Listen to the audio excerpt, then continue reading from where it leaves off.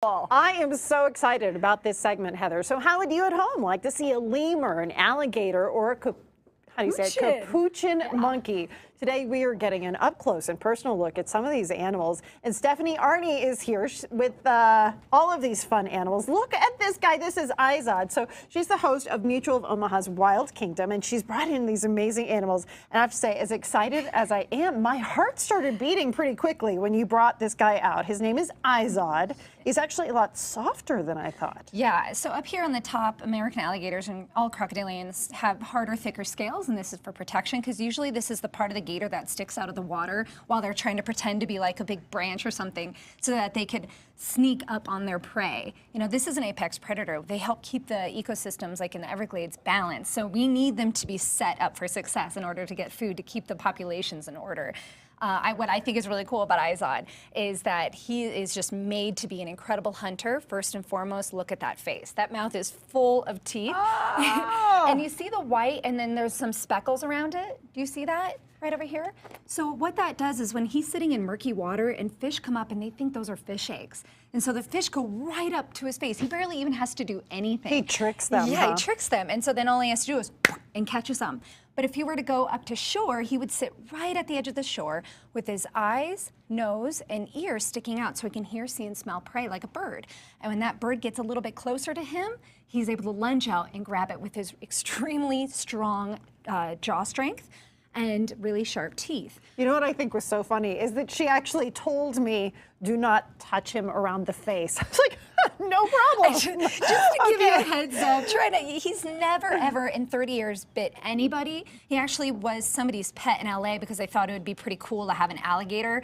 But very quickly people learn alligators shouldn't be pets, they're not pets. And so he was confiscated and given to an animal facility, Wild Things, in California, where he now lives an amazing life as an animal ambassador, teaching people about how cool he is. And thankfully, they're no longer endangered in America. So right on, Izod. Okay, what else do we have here? Oh, we have an awesome group of mammals coming at you, which might be a little bit cuter and cuddlier, although I think Izod's like the most gorgeous animal on the planet. But most people prefer animals like this. Oh my goodness. You want to hold the banana? Sure. Okay. Who is this? Now, a lot of people think this is a monkey, and I don't blame you. You know, it has a kind of a monkey body, and it has a prehensile tail that can wrap around tree branches, which he's not going to do now because he's so focused on the banana right here. But this isn't a monkey. This is a raccoon. This is a South American, Central South American type of raccoon. And they spend a majority of their life up in the trees, and their body is made for it. So they have extremely good gripping hands. They have feet that can rotate all different directions, so they're extremely agile as they jump around in the branches. And they have that tail to help them grab a hold of a branch to reach over and grab flowers and fruits. And yeah, you can touch the back there. And what is he called? This is a kinkajou. A kinkajou? I have never even heard of a kinkajou. Yeah, it's a really cool animal. And they actually really love fruits and flowers. They're omnivores. They'll eat pretty much anything, but they love fruits and flowers. So with fruits, they eat the fruit. If it's full of seeds, then they go to a different tree, they poo it out, and then it helps grow more future fruit trees for their their future generations. Oh, he's looking for some more food. Yeah, he's like, where else do we got? And then also, you want to look in there, and then also they love flowers. So they'll stick their 4 to 6 inch long tongue into a flower to get nectar and pollen, and then they go to another flower. I'm gonna have you, he's starting to rush around now. He'll go to new flowers and he'll pollinate the flowers. Isn't that cool? Oh my gosh, he is awesome. Yeah, he's so soft. Yeah, and he's actually soft. Do you wanna go ahead and grab him? He's actually really soft because, number one, it keeps the water off of his body, and number two, when he's around flowers and bees around honey and stuff like that, he won't get stung because his fur is too thick. Okay, who else do we have here? All right, we have a gorgeous lemur. This is a brown lemur, and they're from Madagascar. And look, Samantha's like, where's my banana? Samantha? This is Samantha, and she's a 30-year-old brown lemur. So she's quite geriatric, but she is rocking life right now. She's still very strong, still an incredible jumper, very similar to the kinkajou. Her hands and feet are made to live up in the trees. Her tail is used primarily for balance, but it can't wrap around a branch like you would think it would.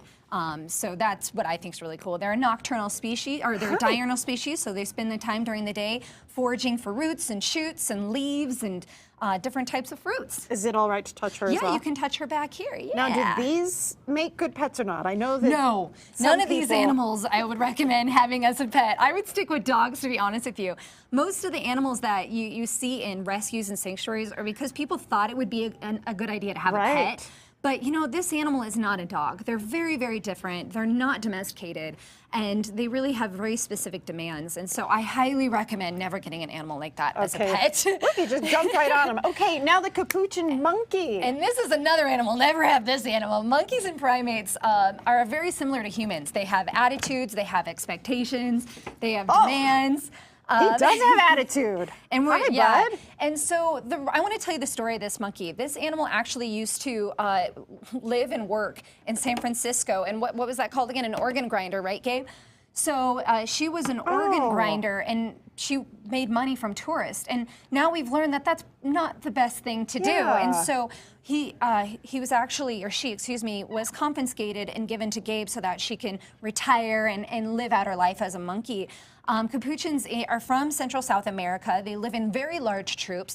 They're extremely intelligent species that use tools. And what I think is really cool is when you see an adult master opening up some of those fruits and nuts that are down in South America, they put them down on a rock, and they get these huge stones that are weigh about as much as an adult monkey, and they slam it down on the nut. And it takes 8 years for babies to figure out how to do that so that they can sustain themselves. But they eat a variety of different foods as omnivores. Yeah, and she might try to groom you. So monkeys, no, I was just gonna groom you, honey. He's just trying to pick at me a little bit. We're just all moving a little bit too fast. We're moving too fast for you. Well, thanks so much for bringing all of these amazing creatures in today. This is by far the best animal segment I've ever been a part of. So thank you for bringing them in and for teaching all of us about these creatures. Yeah, and if you guys want to learn more about animals, you can go to wildkingdom.com, or you can check out our new show on YouTube. All you have to do is type in Wild Kingdom. And we have tons of different episodes. All right, we'll be right back with your Pet of the Week.